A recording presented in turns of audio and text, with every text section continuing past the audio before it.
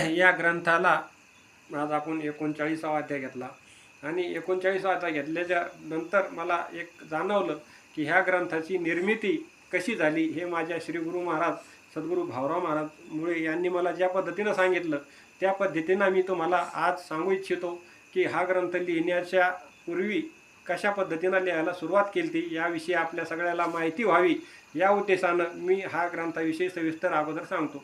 हा ग्रंथ लिहिण्याच्या अगोदर योगानंद महाराज आईसाहेब यांनी माझे सद्गुरू भाऊराव महाराज मुळे त्याच्यानंतर आपले बदापूरचे देवराव मामा यखंडे आणि आपल्या गावातलेच दशरथ महाराज सोनार ह्या तिघाला एकत्र बोलवलं आणि सांगितलं की दशरथ महाराज सोनार यांना सांगितलं तुम्ही फोटो चांगले काढता, चित्र चांगले काढता, तर तुम्ही या ग्रंथाचे मी सांगते त्या पद्धतीने चित्र काढा।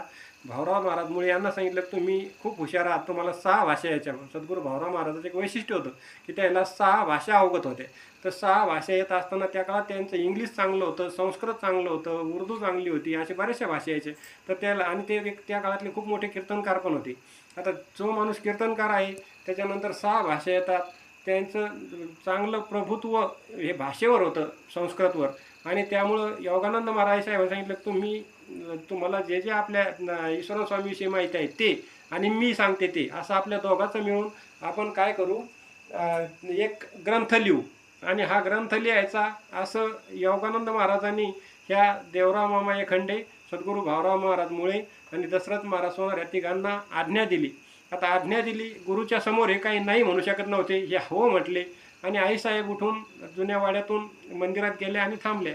नंतर देवराव पाटील म्हटले की देवराव पाटील अरे भाऊराव पाटील हे आपल्याला कुठं येणार आहे म्हणे, आपण कुठं ग्रंथ लिहिणारी माणसं आहे का, आपण काही ग्रंथ लिहू शकत नाही, मग जाऊन द्या म्हणे, आता ते आपण राहील सांगू की आमच्याच्यानं काही होत नाही आता तसं म्हणले। आणि थोडं चहा पाणी झाला आणि देवराव मामा तेव्हा घोड्यावर बसून बदापूरहून एकादशी दिवशी आईसाहेब दर्शन घ्यायला हरखेडला यायचे।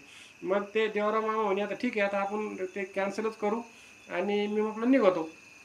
मग देवराव मामा आपल्या जुन्या वाड्यापासून तर खळवाडी लोक गेले आणि त्याचं घोडं आजारी पडलं, ते घोडं जागेवरच झोपून राहिलं। देवराव मामाला ताप आला, देवराव मामा एका जागेवर ते याच्याजवळ पडून राहिले त्या वड्याजवळ। त्याच्यानंतर घरी दशरथ मामा सोनार गेले, त्याला ताप आला, ते घरी राहिले। त्याच्यानंतर दादा खरी भाऊराव महाराज हे सुद्धा घरी एकदम तापाने एकदम इतका जोर चढला की त्याला उठता येईना। आता हे जेव्हा उठता येईना तेव्हा संध्याकाळी योगानंद महाराज आईसाहेब जुन्या वाड्यात भाऊराव महाराज मुळे यांच्याकडे जेवायसाठी यायचे। त्याला आतापर्यंत जुन्या वाड्यातलं जे एक ढाळच होतं ते महाराजाचं ढाळच म्हणायचे आणि त्या ढाळजात मला सुद्धा कळतं की त्या ढाळजात